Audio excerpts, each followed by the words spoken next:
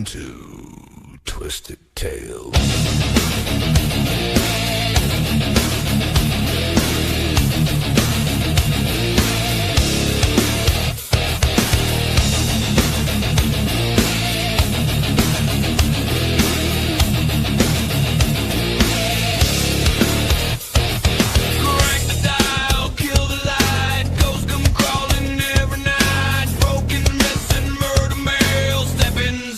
Twisted Tales, Twisted Tales, hell, blood and bones and no contrails. Twisted Tales, hell, fruit got teeth and drags their nails.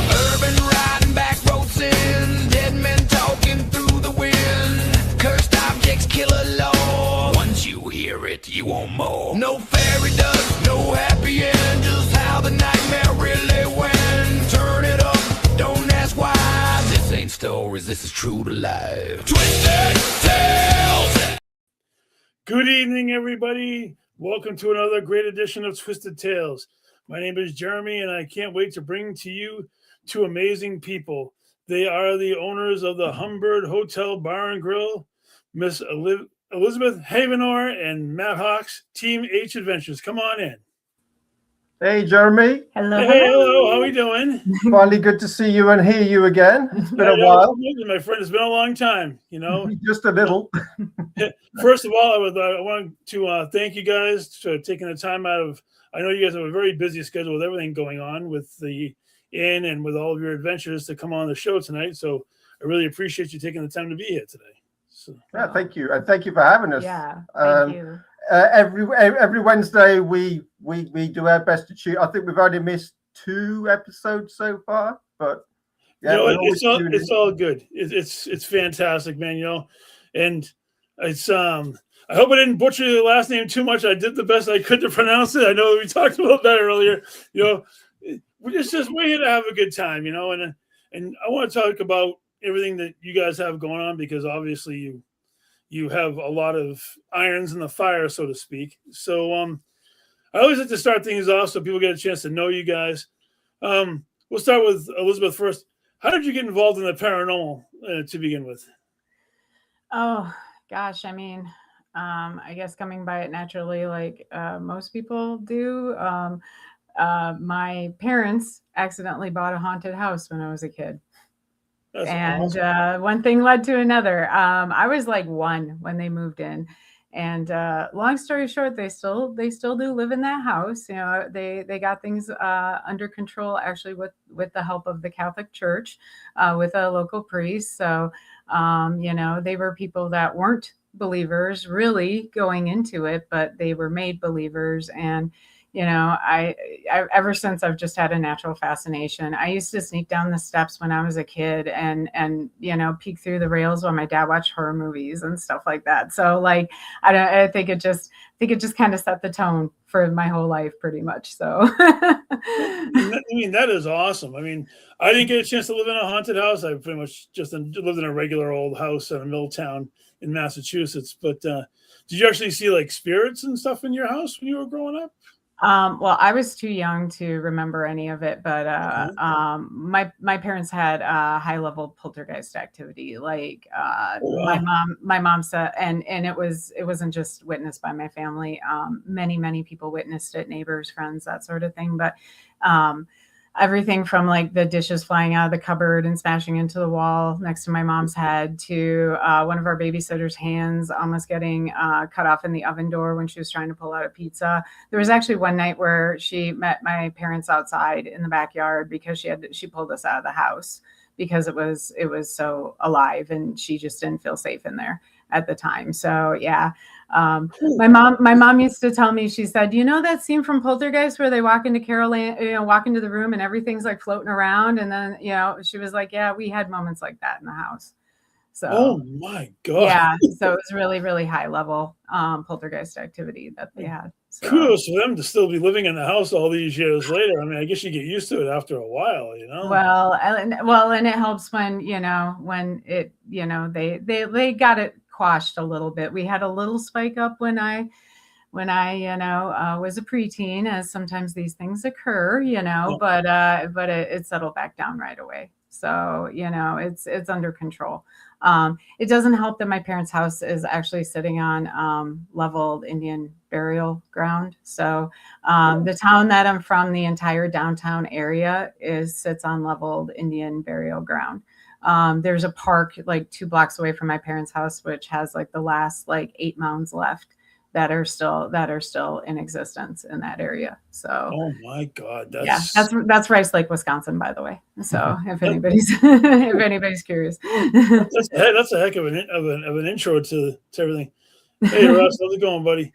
Hey Matt, so I wanted to hear about your journey in the paranormal, because I know you did a lot of stuff over in the UK from what I was reading about your bio. So please, yeah, I mean, always being a spooky kid, growing up, never had anything really happen to me as a child, not really, but I mean, I'd kind of feelings at certain locations, especially at my grandma's house. I used to pick up on some things there, and after talking to my mum one day, and she kind of like sort of gave me a look, and as if to say, what, you too? Because when she was a kid, she experienced something there with my auntie, because I used to share a room together.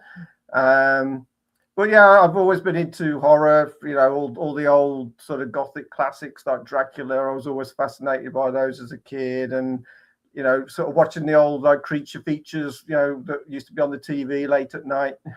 So, you know, but yeah, and then later in life, all the paranormal shows started coming out, and then I just started basically visiting a lot of the ones I used to see on the shows. We also have a castle in my hometown. I used to be in a reenactment society, so we used to get to stay in a lot of old like castles and stately homes. So yeah, one in my hometown, I've actually sort of slept in that castle twice. Next, had some weird experiences there whilst I was sleeping there. Weird dreams, feeling that somebody was like pulling like these sort of like cassock that I had over the top of me. It felt like someone was actually pulling it off me, and then I kind of vaguely remember like shouting out, and then the morning after, my friend mentioned it, he heard someone shouting. I said, well, that was probably me, half asleep, because it felt like someone was pulling my cassock off me. Yeah. But yeah, wow. Yeah, I mean, you're kind of falling over haunted properties in Europe. I mean, it's a very old country. Oh, no doubt. You know, I saw that. Did you do like reenactments too? Is that something I read about? Used to do the English sort of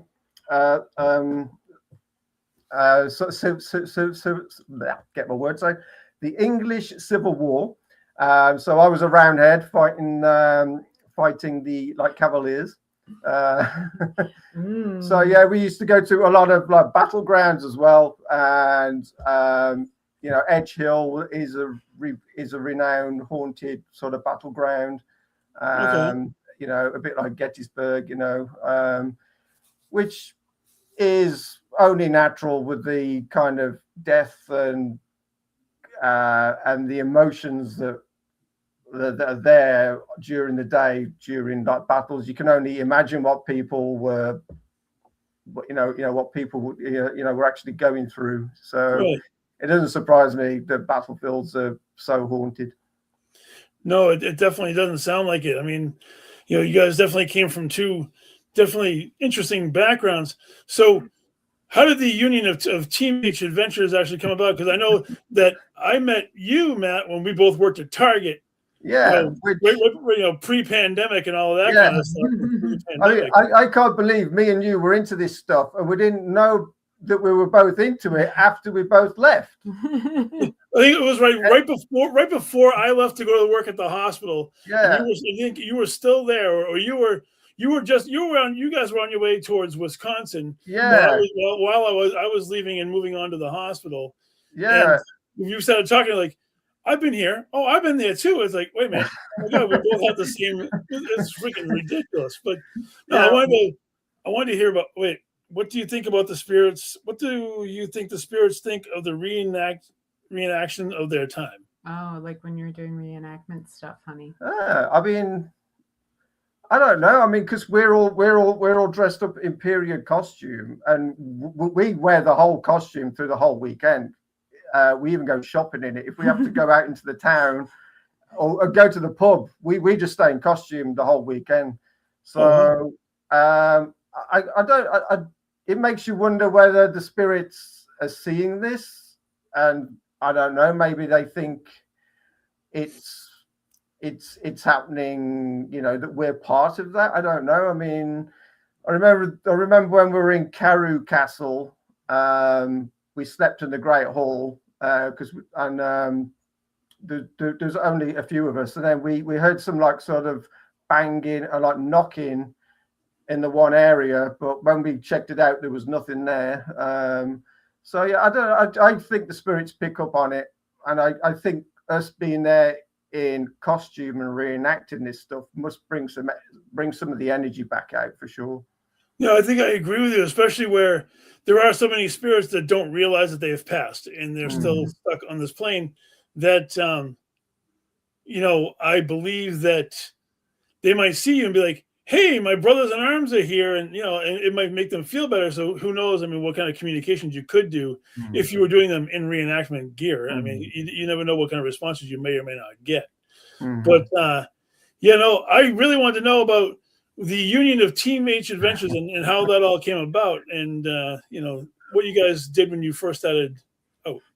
Well, I came to the States back in 2016 on a pilgrimage to Rhode Island, to Providence, because I'm a huge H.P. Lovecraft fan, and I basically made friends and acquaintances whilst I was over here, and obviously friends and acquaintances introduced me to the wonderful Elizabeth here.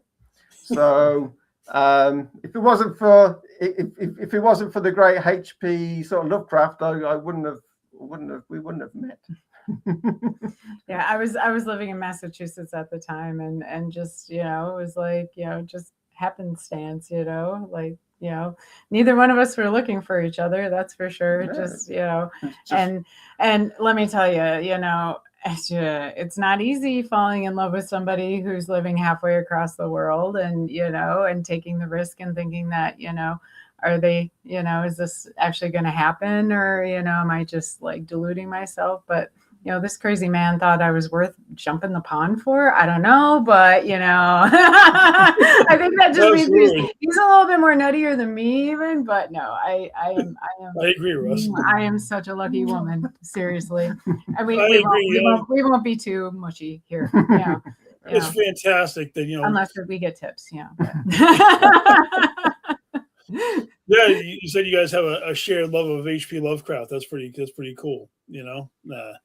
I'm not too familiar. I mean, obviously, I know a little bit, but I haven't dove that far into the culture. I love. Oh, that is amazing. I like that. I have my Cthulhu tankard. I have a couple of Cthulhu things hanging around the house because I mean, I find that particular being very, very intriguing. And I ran a concert and nightclub promotional company out of Providence. So Providence is the home of H.P. Lovecraft. So you basically end up bumping into all those people eventually. So that's awesome. That's really awesome. Wow. So yeah, his love of horror actually, in H.P. Lovecraft is what was the catalyst. So there you go. That's really cool. So when you guys decided to start up Team H Adventures, what was the very first investigation that you guys did as a union as far as Team H Adventures was concerned? That was the Hitchhiker. I think officially Route 44. Route 40. The Hitchhiker.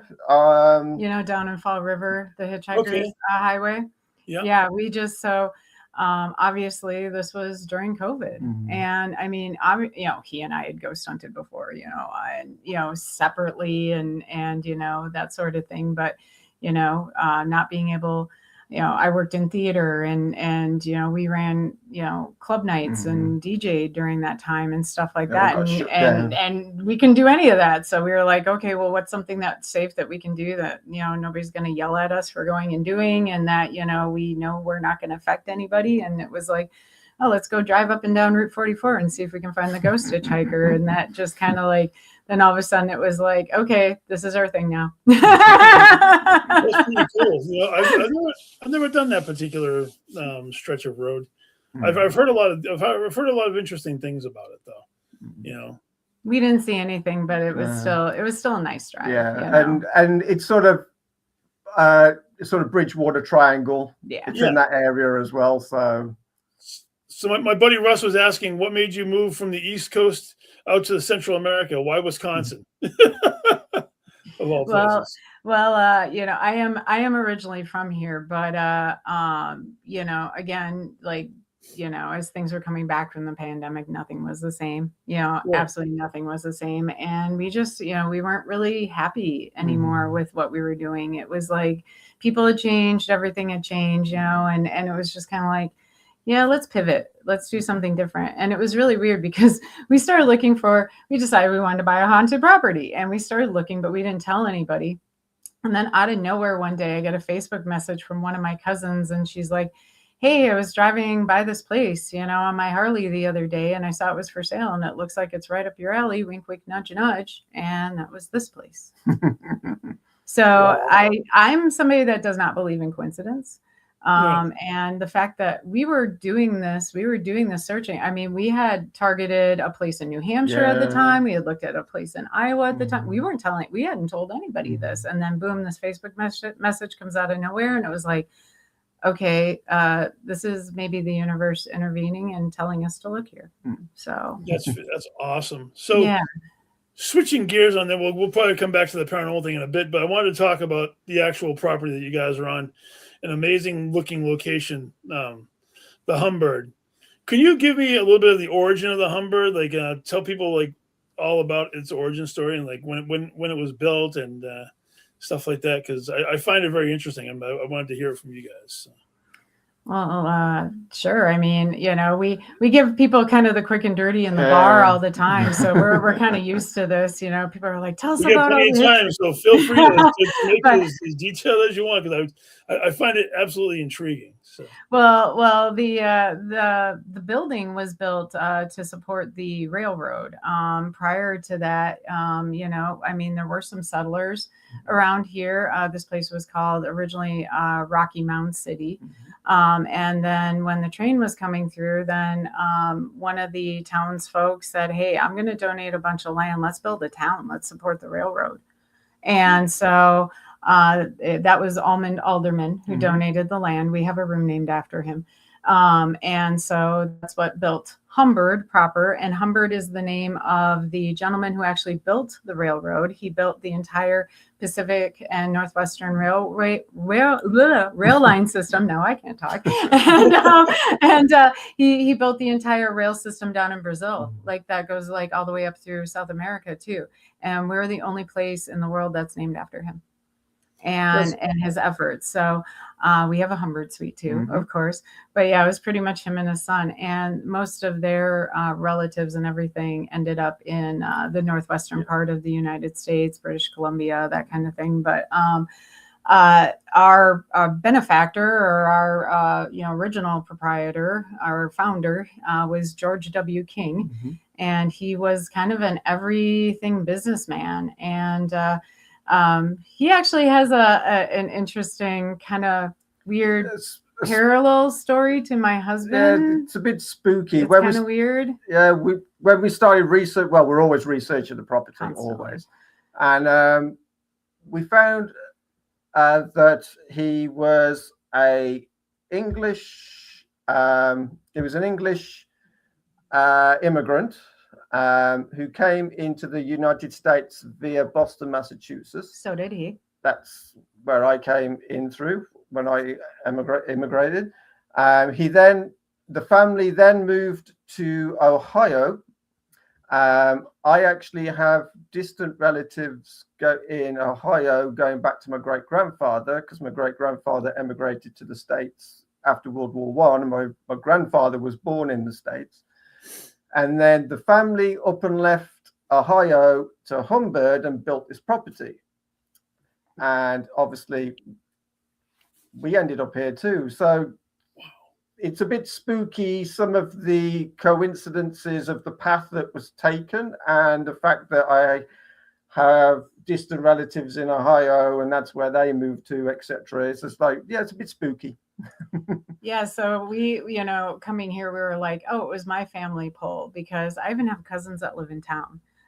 So it's like, we thought, oh, it was just the pull of our family, and that was the force that brought us here. But then when we discovered all this stuff about the guy that built our property and him having a similar path to, my husband coming into the United States, it was like, we kind of joke that maybe he's the reincarnation. we don't do that seriously, but hey, you never know, right? I mean, it's just, again, it's kind of a creepy coincidence. If you want to believe in coincidences, it's a little creepy, but yeah.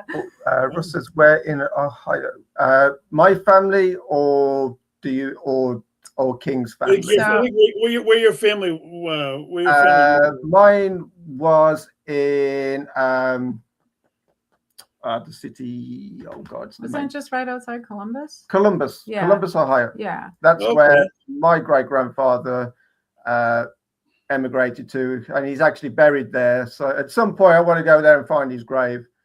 And our original builder founder, he was from Mentor, Ohio, and actually when he came here and first was setting up shop here, he actually renamed Rocky Mountain City Mentor. So it's kind of weird. It's like we're a town within a town. So Humbird is an unincorporated town within the incorporated town of Mentor. Okay. We're a ghost town within an actual town with a government. It's very odd. That's cool, actually. I think one of my follow-up questions is, like, why that particular? When you went there, did you just feel an automatic connection to that property? Is that what made you guys decide that we want to be here? This is what we want to do.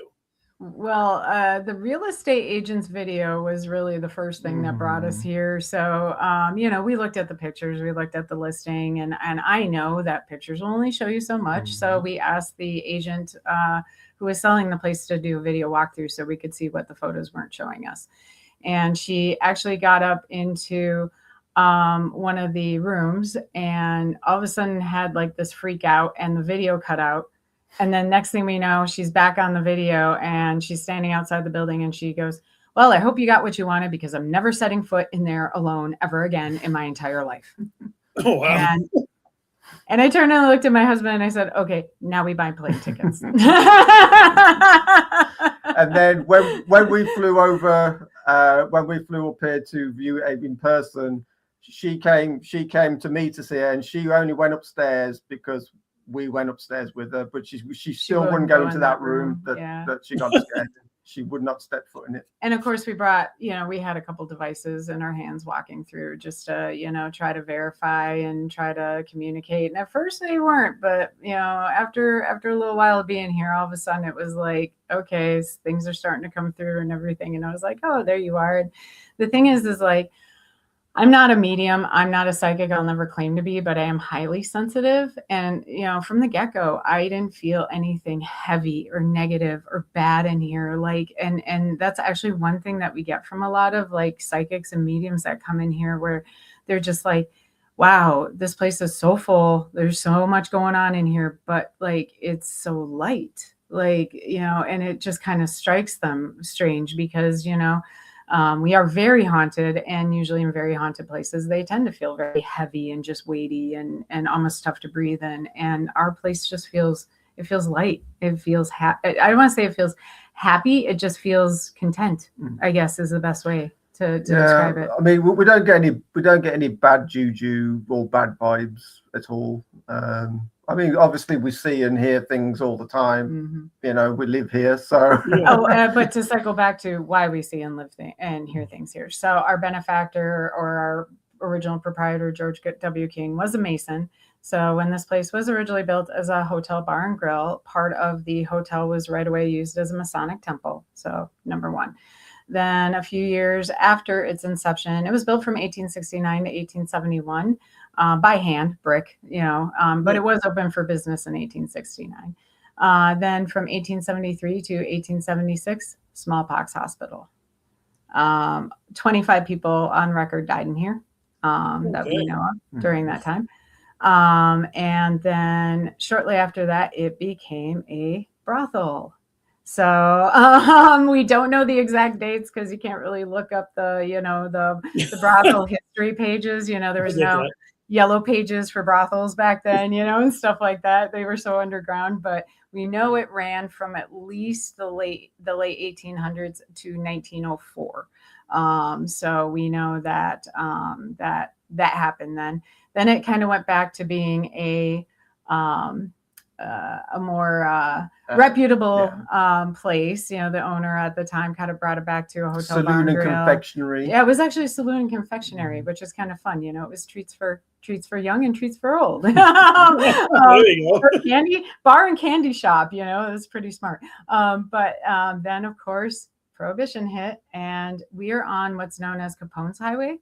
So the highway we were on, it was the main drag to go from Chicago all the way up to Superior back in the day. So almost every single bar, pretty much every bar along this highway was part of Capone's rum running. And of course we were, and there's evidence of our speakeasy in our basement.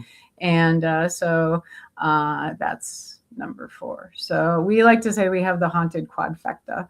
Besides everything else that has gone on around here over the years. So just so we got a lot going on. That's amazing. That really is. And the quadfecta. When I read that earlier, I was like, wow, that's a lot. That's a lot of things. Yeah, it's a lot. Yeah, I mean, those are just the biggies. I mean, it's been a pool hall, a dance hall. It's just in communicating with some of our spirits too, we now firmly believe that it had brothel part 2. Basically, when Prohibition hit, we think that the speakeasy also functioned as a brothel downstairs. You might be hearing the train going past at the moment. No, they probably won't hear the train. Gwen, if you have a picture of the Humbird, we could pop up on the screen so people can actually see what it looks. There it is. Hey, there it is. Slightly older picture. We have to update our outside picture. We have actually a church pew bench right now up front to sit on, and we have a soda machine on the left side. But other than that, it looks pretty much like it does in that photo. That's pretty cool. How many rooms? How many rooms do you guys have in that place? So there's 6. It was originally 8 plus a suite. Yeah. And but 4 rooms got converted into 2 suites, and then 1 room got converted into a concession room. There was no amenities upstairs. We're like the old school brothel style hotel, right? So it's shared bathrooms. There's no bathrooms in the rooms. There's 2 shared bathrooms, but there's absolutely no amenities because back then it was like you needed a bed, you needed to use the bathroom, and then you needed to get out. So we definitely have a little bit more luxury than that now going on. So it's nice. It's manageable too for owner operators like us to have that level of rooms. Yeah, the photo that's actually up now, that was when J.C. Hahn did some renovations here.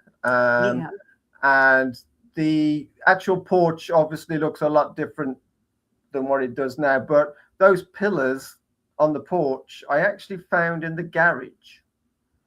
And we're hoping at some point to put them back where they belong.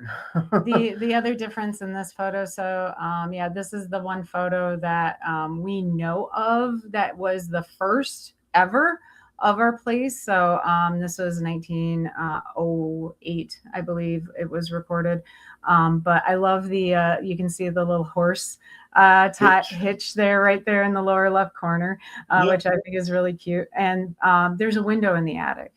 That window was taken out, which is unfortunate. We have an entire third floor that is just begging to be used. It's never been used. The attic is just an open blank slate. You know, if Powerball hits us or, you know, fortune befalls us, we would love to do something with that third floor finally and make the whole place fully functional. That would be really nice. That's awesome. You know, I think we have a couple of pictures of the interior of the rooms as well. Yeah, we tossed you a couple. Yeah, there's one. Wow, look at that beautiful brickwork. That's what we called the Humbird Suite, after naming it after Jacob Humbird, who built a railroad. And this is one of the rooms that was originally 2, and you can see the split. The split was left on the floor, where the carpet and the wood meet is where the wall used to be. So, you know, to kind of show, you know, where the split used to be. So those were pretty tiny rooms. I mean, look at that sofa. I mean, what you're not seeing in this photo is there's like an armoire with a TV to the left, but that's about it. So that's how big those rooms would have been. Pretty cramped. That's pretty cool. Wow. That's our other converted room. This is our king suite. Just one shot of it. There's a lot of art in here. It's actually a very pretty room. But we believe this was our madame's room when it was a brothel. So we get a lot of brothel stuff in here through our investigations and everything. Is that a metal ceiling? We do have in some parts of the building the original metal ceilings, like in our bar. That's absolutely beautiful. In the rooms, it's actually faux. They are faux metal in the rooms, but you know, honestly, this day, like, those are getting kind of expensive too. Like, it's very shiny. That's why I was asking if. Yeah, I mean, we actually have the actual original tin ceiling in the bar area. Yeah, we didn't toss up a bar photo. No. We didn't realize we could do photos because, like I said, some of your other guests haven't done photos, so we were caught last minute. But it is on our website though, so yeah, you can see way more photos than these on our website for sure. That's fantastic. Hey, Morgan, you know, it's pretty cool. Like, you have your own property. Yeah, you have spirits that you're interacting with that you're probably learning about, like, almost probably still every single day to this day, because it takes a long time for them to get used to you, I'm sure, and want to talk about their stories. And so, how many confirmed spirits do you think you have so far that you've actually confirmed? This is such a loaded question for us. People ask us this, and it's like, because we have an open portal here as well, it's hard to say, because we'll be doing a ghost hunt. It's dynamic. And we're trying to reach out to some of the spirits that we know of, and then we'll get these random spirits come through that we've never spoke to before, and it can throw us for a loop. But we've had people have conversations in German, in French, because obviously we were on the railroad, so we've had a lot of people from all over the world that passed through. But it's hard to say. I mean, I tell people that we know of approximately 4 dozen off the top of our heads. Okay. You know, which is like astronomical in the paranormal world. And some people look at us like we're crazy, but no, we can list them off. A part of that big chunk is 23 of them are smallpox patients. So that's right. As I said earlier, we know that 25 died in here. That's a matter of record. 2 of them are properly buried before they realized what they were dealing with. So the other 23 basically were held back. And then, our basement, and then they carted them off to the farm that's down the road across from our cemetery, and burn them as what you would have to do to control disease back then. Then they all got dumped into a mass grave behind our cemetery, and ironically, cousins of mine own the property behind the cemetery. They had recently bought it just a few years ago, and they came rushing in here the other summer ago and said, we think we found the mass grave on our property. And so that's actually one of our projects in the future here very soon. We actually were just talking with them the other day that we're going to go out and try to uncover the mass grave and try to give them some, pay some respect to them and see what we can do for them. So. That's pretty amazing. Morgan had mentioned that having an open portal must be interesting because you get, oh, there it is. With an open portal, random ones come in for sure. It just adds to the fun. Yep. Fun and shock. Yeah. Sometimes we do warn people, you know, on the ghost hunts that warn and also encourage if there's anybody that, you know, is a past loved one or somebody, you know, that, you know, if they are able to come here, obviously there's no guarantee, but if you can send them your bat signal and you can get them to come through the portal, they can come here. We've had some really amazing just hugging cry out sessions with some people who got contact. I've even gotten contact from one of my family members unexpectedly that put me into a big crying fit. It's always kind of shocking when it happens, but it's also beautiful. And it's interesting. Our permanent residents, the ones that are here, that's what we call them, by the way, because we like to respect the fact that we cohabitate with them. We absolutely respect that fact. So we call them our permanent residents. They actually have told us that they kind of police the portal for us too. There's been times in ghost hunts where things have gotten quiet and we're kind of going, what's going on, guys? And they've told us something's trying to come through the portal we don't like, so we're dealing with it. And it's like, oh, okay. So we got our own spiritual portal patrol going on. So that's kind of cool. So I'm like, it's just wacky in here sometimes. Was the portal there before you guys got the place, or did somebody open it while you've been there? No, it was open before we got here, but we weren't 100% sure if it was a portal. I did make note of it when I saw the broken mirror because of how it was broken. It's not web broke. It's a one clean break. And I was like, well, that's... Oh, actually, we've got a picture. Did I download a photo of that? I'm not sure if I did. I can take a look. But we saw it while we were doing our walkthrough. And we were like, maybe. But then we basically waited for evidence of it being a portal. And the first evidence we had was a friend of ours coming here and toasting her... It was her son's birthday. He had passed away in a tragic boating accident. Sadly, had a heart attack and fell out of the boat and drowned. So she was here on his birthday, drinking his favorite drink. I had mixed it in the shaker, and the shaker lids are super tight. And we were just sitting there talking. And next thing we knew, the shaker lid just flew off and flew right into her lap. Well, prior to that, they actually raised a glass. Glass to him. We toasted him, all that stuff, you know. And yeah, when that shaker lid just went flying into her lap, like everybody turned and said, "Oh my God, honey, your son is here." And that's when we were like, and that happened right underneath. And it happened right underneath where the portal sits. Portal so we were like, situated. Okay, yep. And so we started asking around and basically found out previous owners hung two mirrors facing each other in here. And so, yep, you want a portal. That's how you're going to get a portal. So, and one spontaneously broke one day. And that's how it happened. So that's pretty amazing. I mean, I've seen portals in several different places, whether it's on a ship like on the USS Salem in Massachusetts. I mean, I've seen them in other locations, and portals they do fascinate me because it's like, okay, how did it get opened, and do you ever get tempted to close it because it could become too much? Have you ever had thoughts about that, or do you just keep it as it goes because it just adds to the allure of the situation? Or? As we've told many people, if anything bad ever really were to come through, you know, we would close it. All we have to do is throw a blanket over it. You know, that's how you close a portal.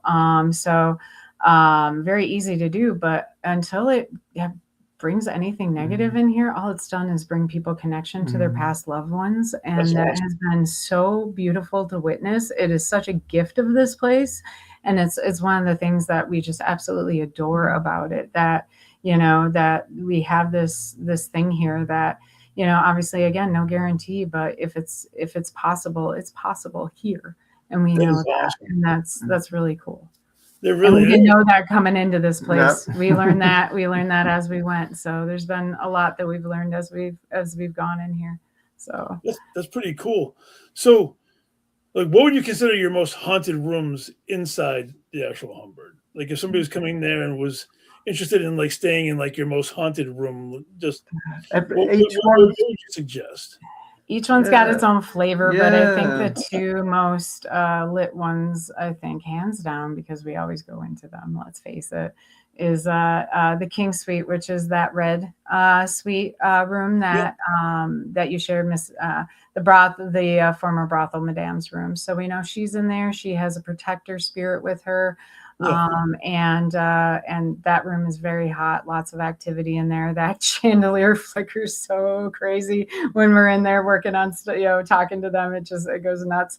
The other one, we didn't upload the photo. I didn't get a chance to grab it, would be the Hamilton room, which is named after our illustrious doctor on record when it was a smallpox hospital, Dr. Jacob Hamilton. That room, not only do we believe was the surgical room when it was a hospital, because we've gotten so much smallpox echoes from the past, and communications from the doctor and the nurse and patients and that and everything. That room also had another kind of thing happen in 2016. It had a meth lab happen in there. Okay. Yeah, so which that we think spawned one of the That spawned entities something. in here, which got nicknamed by previous owners as the Creeper, which is a black mist, black shape, hasn't got really any form, No which form. would creep up the walls and across ceilings. We've both witnessed it. I witnessed it the first night we moved in. we were greeted by the black mist when we were And we think it was spawned to protect the property. So Okay. nobody locally ever saw the Creeper, and it's just named the Creeper because it's a black mist that goes up the walls, goes down the ceiling, stuff like that. Nobody saw it before the meth lab happened, and our vibe, what we get from it, this is not a deceased relative. This is not a human. This is an entity, completely 100%. We believe it was birthed to protect the property. The spirits here are very protective. They love this place, and they will run out anybody with bad intentions. We tell people we don't need a guard dog. We have a guard house. Seriously, we've seen it. We've seen people run out of here that needed to be run out of here, and they saw something that nobody else saw. So we think that the Creeper kind of helps with that if need be. That if you have bad intentions coming in here, you're planning on stealing, planning on vandalizing, you're treating somebody really, really rudely, or being violent or disrespectful, you might see something that nobody else sees in here. They like a good time. They like a good time in here. So. Well, that's pretty cool, especially. I've been on investigations before where you see people who are being disrespectful, and they're running ass first, like right out the door, and I've seen them being chased by shadows. Like, I love it. I love it too, Elizabeth. I'll tell you, it's if you're gonna be a disrespectful person, then you get what you fucking deserve. And then, and like I said, my language is colorful occasionally, and then to me, that's how I feel. Go into these places, be respectful, take care of the property, take care of the spirits who are there. You're visiting them, but they live there. Yeah, and that is the most important thing. Yeah, exactly. That's why we call them our permanent residents, because they were here before us, and they're going to be here after us. So yeah, this is their house, and we are basically their living caretakers at this time. And I don't have intentions of joining them after the fact, but you never know. So. You never know. If you're there long enough and everything goes according to plan, you could be part of the permanent resident squad. Yeah, exactly. And they're very lucky to have you guys there, because from your experiences through the paranormal how to treat a property properly. And sometimes I feel like it's lost in translation at certain places when certain people take over places, but neither here nor there. I was going to ask you what some of the best evidence was that you've actually gotten, but a giant black mist when you first got there is pretty hard to beat right off the bat, I think, don't you? Yeah, I mean, we have some on YouTube. Obviously, we have like security cameras in the bar and on the landings upstairs. So those have caught some stuff which we have on YouTube on our Team H Adventures YouTube. I think some of the craziest stuff, though, he's asking about some of the craziest stuff is definitely the phone call. Oh yeah, the phone call. The phone call is pretty high up there. So I mean, we know it's possible. We know that we hear about it, that it sometimes they can call us, and we're pretty sure that we had one of those during a session with a paranormal team in here, and it was so shocking that literally it ended the hunt for the night. Like when we hung up finally, we were like, okay, I don't know about you, but we need drinks and we need to like come down from this. But long story short, this is the person we spoke to. Nobody's been able to speak to again. We haven't been able to find this person online. And we called the phone number back. We called the phone number back. The caller ID it popped up on a guest phone. And the caller ID said Denise possessed. Wow. No, this guy is part of a paranormal group called Reaper Paranormal. Hi, Doug. We love you. And he answered his phone as we were doing an investigation with him. And we're like, we were just like, why is he answering his phone? Yeah, who answers their phone? And then afterwards he said, well, when I pick up my phone and it says Denise possessed, of course I'm going to answer it. Well, yeah, he was answering his phone, and he's like, he's going like, hello, and he's talking and everything, and Matt and I are looking at each other like, who the hell is this guy? What he's supposedly a paranormal investigator, and he's still sitting there answering his phone, but then he like shows us his phone, and he's like pointing at the caller ID going, oh my God. And we're like, whoa, what did we have? Like, how long was the conversation? Almost like 10 minutes, something. We have like the that. whole phone call. The whole phone call. We have the whole phone call on YouTube if anyone wants to hear it. So it's on. I gotta go check it out. I'm actually very. That was one of the craziest moments. I mean, gosh, we've had everything from poltergeist activity to apparitions to, they constantly play with the door locks. They love to play with the electronic locks. You might have to ask permission to walk into your room here. We've had to actually say please. And the front door. They like to open and close the bar door as well. Close the bar door. I'm trying to think of some of the other like really over the top crazy things. Well, we could show them the photo of. Some photos that we uploaded. So we have one entity she is a past person.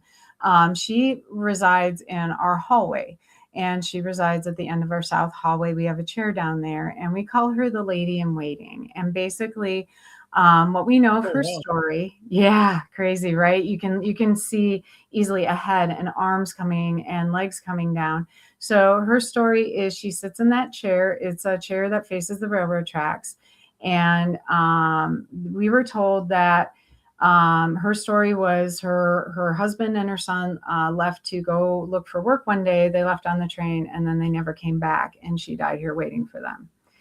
There's Doug. Hey, Doug. Hey. Shout out to Doug. This is his team that took this photo. We love Reaper Paranormal. You should interview them, by the way. Anyway. Absolutely. But yeah, so the lady in waiting, she that was the story we were told, was that she died here waiting for her husband and her son to come back. However, there was a couple sessions where we haven't gotten her name yet, her exact name, but she seemed to reveal to us that husband and son disappeared because they were train robbers. Okay. And so we wonder if she's sitting here still, partially due to a guilty conscience. But regardless, she has her butt parked in that chair. And if you go back to the other photo, Gwen, so as you can see, the team, they had put a puppy REM pod in her chair. So when this photo was caught, everybody was shocked because everybody knows she sits in the chair. So it was like, why is she floating above the chair? What's going on here? And I looked at it and I said, well, guys, you put the puppy REM pod in her chair. She's just floating above it, waiting for her spot back. And they were like, oh my God. But literally this capture is amazing. And we are so grateful to Reaper for getting that. And we have checked, yes, there's chandeliers all over in here, but we did the spot checks where we were like, okay, could this be any kind of reflection, refraction situation at all? We are big on debunking. We do not approach every little thing like, oh my God, it's a ghost. We're very big on, okay, let's see, can we recreate this at all with anything? And we could not recreate this that we're seeing in these photos whatsoever. That's really an amazing picture. I mean, it's not too often you actually get to see it, and it is very defined. Right. Now, is it the person on the wall? The picture on the wall? Is that the entity? No, I actually. So again, I'm really sensitive, and it was really weird. I was in an antique store one day, and I just saw that photo, and it gave me her vibes. Okay. Like I just was like, it gave me her energy, and I was just like, well, I know this isn't her specifically, but I'm going to bring it in just to kind of, it's a visual reminder to people that she's in that corner. And oh my gosh, we've had psychics tell me upside down, left and right, like, girl, you don't know how close you were. That is almost exactly how she looks. And also one psychic told us that they do believe that we brought home a death photo, that's actually an old Victorian death photo, death portrait that they used to do, and that there is actually an attachment to that as well. Things that happen when you antique sometimes. That's a pretty cool picture, actually. I mean, well, and there's the last picture you guys sent over, yeah. This photo is so we just love that we have been able to find photos of some of our spirits. So the gentleman in the bottom left sitting down is one of our permanent residents. His name is William Hahn. He was the son of owner Julius Hahn, who purchased the property, brought it from the brothel. So he had it from 1904 to basically Prohibition. He gave up when Prohibition hit, and he sold it at that time. William started here bartending. We dug into the census, and he bartended here starting at age 14, and then eventually developed his own house band. So he was the head of the house band here, and they played every single night. But he sadly died at age 26 due to liver and kidney failure. And as was the style of the time back then, his body was brought back here for the customary 2 to 7 days of the wake to see if he'd wake up before he was buried. And he communicates to us solely through music. So we get music coming through our devices, and we can actually hear the band warming up some nights. And depending on what time you hear them warming up, and sometimes you hear them playing all together. It's pretty cool. That's fantastic. Oh my God. God. Yeah. And he is actually buried in our local cemetery. Yeah. And we actually went down there and found the graves, didn't we, a few months back? Him and his parents, we paid homage to him. So wow. Yeah, we love that we've found a couple photos of some of our spirits. Some of there's so much lost history to this place. We're really piecing it together. Like, it was all lost pretty much. It was all just basically town lore and stories passed down, and you know how the telephone game happens. I mean, gosh, we've probably heard of 30 different owners of this property since we came in here, but we've only really found like 15 of record. Yeah. So, it's just, oh yeah, that guy, he owned the place too. I mean, that's just how lost the history has been of this place. So we're trying to piece it together and give it the respect it deserves, because there's so much here. That's really amazing, and so other than, like, obviously ghost hunts, you guys do private ghost hunts or public or whatever. What other kind of events do you guys run at the Humbird? So we do murder mystery events. So if you want to come down and spend the night and solve a murder, that's always good fun. 3-course meal. We use the whole property. It's a 3-course meal, scavenger hunt for clues. You find the dead body, all that stuff. So yeah, we go full tilt. I have theater background, so we're not gonna and it's one of these murder hunts where you actually play a character. You don't watch it. Yeah, you are part. You're part of it. We do interactive. You are acting. Yeah. yourselves, you know. So it's really good fun. Yeah, our That next was really one's cool. July 31st, but we only have one room left right now for that. That one's almost fully booked. So if anybody's interested in that one, then we have one in October too. A Halloween one. And our October ones, we always put a supernatural spin on them too. Like, you know, was this person killed by a person or were they killed by supernatural forces, basically? So yeah, we put that extra spin on it. That's awesome. I mean, I've done a couple of murder mysteries before. I mean, I've actually got to play the killer one time, and that was really cool. And then, you know, that was great because I actually had to keep that hidden from my wife for the entire weekend. And she kept asking, "Who do you think it is?" I'm like, "I have no idea." I'll tell you what, the drive home, that was the funniest part of the whole time. She's like, "You couldn't have told me, you son of a bitch." I'm like, it would have ruined if I told you that I was the killer before we got there. It would have ruined your whole weekend. So and because of my background of being in professional wrestling and being able to do characters, I can actually spin the character, and I kept it. Oh my God! When I stood up as the killer, I thought she was going to throw something at me. It was. It was. That is fantastic. Holy crap! I cannot believe. I mean. Yeah, we want to get a few more things up and running. You know, part of it has you know, we'd love to have more events. You know, we did pick up a building that had been kind of run into the ground, to be brutally honest. The owners prior to us essentially shut the doors for 2 years for the most part. We were told that they basically had this place open for about 2 months out of the 2 years. So plumbing was shot. We had to completely put back together a bathroom, rewire electrical, you name it. And so, you know, dumping a lot of money and time into events. It's like, well, you know, that comes after you make sure your building is safe and sound and, you know, that people are comfortable here, you know, that's priority. And, you know, I think our residents, it definitely has stirred them up a little bit, but I think in a good way. I think they're happy. You know, and I followed basically through Matt's Facebook, all of the you know, restoring of the Humbird as you guys were going in, because you were posting multiple times, and I've followed ever since you've moved out there, because we've always stayed in touch over the last couple of years, and it's you guys have done an amazing job of that property, and hopefully someday when I get out to, if my wife and I get out to Wisconsin, we'd love to come and check the place out. That'd be awesome. It'd be amazing, you know. I cannot believe that the friggin' hour is almost done. So I'm going to do with you guys what I always do with all of my guests. And I know Matt's seen it probably a few times before. And I like to go and each of you guys can answer individually, obviously, because tastes are always different. Your Mount Rushmore of horror characters. I always like to bring those up, you know. And Elizabeth, if you could start, that'd be cool. So. Thank you again, Doug, for that amazing comment. That was so sweet. That was an amazing comment. Oh, thank you. Yes, we were prepared for this because we do watch your show. It's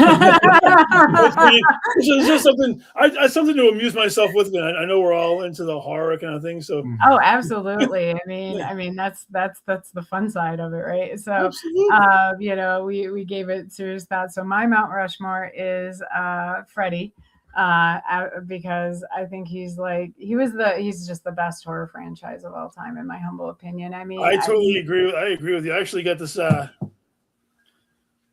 It's one of those carnival things that they do. They used to knock them over. Cool, right on. I found this at Silver Screen Con last year. So that's awesome. I love it. I was like, what am I going to do with it? I'm like, I'm going to put them in the background now and let them sit there. Yeah, I mean, you really can't be a killer that attacks you in your dreams. I mean, that's like one of the most scariest concepts of all time. And you know, it was just brilliant, you know, what Wes did with all that. My next one would be Pinhead.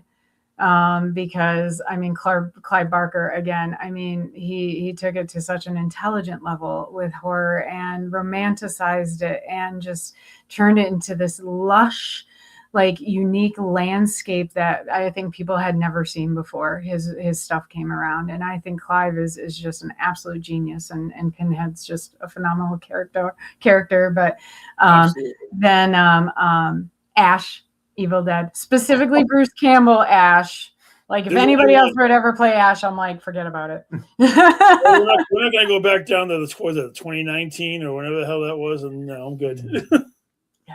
It's Bruce Campbell, for life. He is Ash. Let's face it. Like Bruce made Ash, and like even the worst of the Evil Dead movies is still good. Like My Name is Bruce is an awful freaking movie, but it's still hilarious. So I mean, Ash is the best. The TV show was amazing too. Ash versus the Evil Dead. That was an amazing TV show. I was watched the whole thing, loved it. So that's great for best horror comedy, right? And then number 4, and a whole franchise that honestly I found very inspiring on so many levels too is Hannibal Lecter, because he is the embodiment of all real life horror, and nothing is scarier than what us humans are capable of. That we are the ultimate monsters. I agree, and you can't get a better quality movie from beginning to end than Silence of the Lambs. It's perfect, amazing. And even Hannibal was a really good movie, but Silence of the Lambs is it's like one of those ones that's perfect from the beginning to the end. And Jodie Foster's character is perfection. We've actually spent the night in Buffalo Bill's house. We were one of the first people to spend the night in it when it first opened. So we were like one of the first people to ghost hunt it. We actually thought about buying it when that was on the market, but we were like, well, we don't know if it's haunted or not. And then we went and stayed there. It's haunted. And we were like, damn it. What do you got for me, Matt? What do you got going over there? Okay, well, obviously, the great old one himself, the Big C, Cthulhu. You can't go wrong there. Cthulhu loves you. He would be top tier of the Mount Rushmore. Obviously big HP Lovecraft fan. I've got HP Lovecraft tattoos and all sorts. That's awesome. Then I would have to say David from the Lost Boys. Great. It's just a great. It's just one of those cult classics. It's got vampires. It's got it's just the music, the whole. It's got comedy. Yeah, it's scary and funny. Yeah, it's just like David's character. He does a really good job of portraying. He's not the head vampire, but he controls his little group. You know what I mean? I don't know. He just does a really good lead minion. Yeah. Lead minion, yes.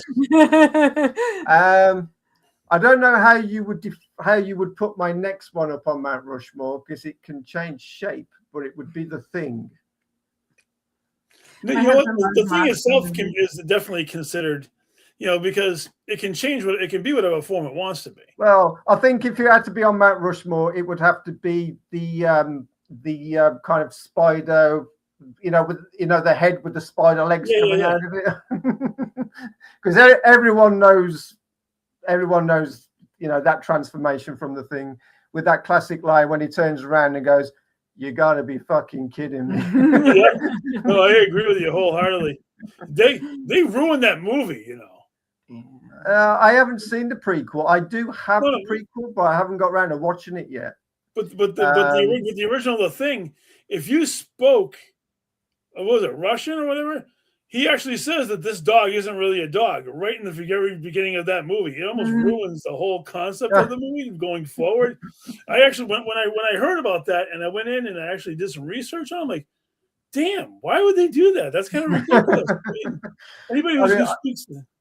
I remember watching the old black and white version with my nan and granddad. It was on one of the Friday night creature features, and yeah, I love the old version as well, because obviously it's actually this big towering kind of figure, and not this creature that keeps changing shape. But that's pretty cool. But my last one, I'm a big zombie fan. I love Dawn of the Dead. I love all the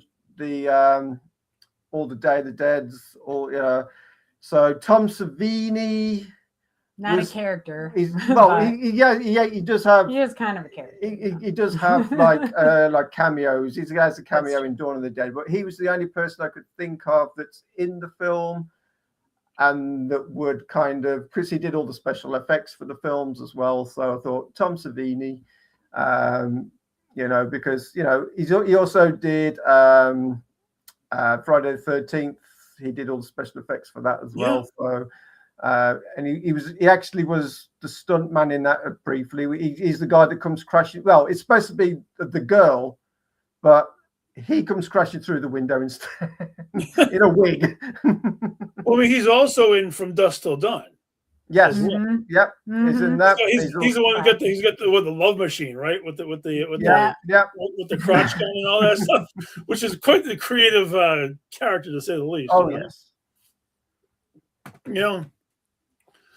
I have loved having you guys on tonight. I would definitely want to do a part 2 at some point, maybe closer. Oh, we love that. This time went by way too fast. We have so much more to say about all our horror film locations we visit. Yeah, we didn't even scratch the surface, I feel like. Well, I definitely wanted to focus mainly on the Humbird tonight and a little bit of what you guys have background, and I wanted to do a part 2 coming up probably later on towards the back half of this year, where we can get more into all the adventures you guys have gone on, and several locations that I know that we both have gone to, that we can definitely have more of an in-depth conversation on that. That would be amazing.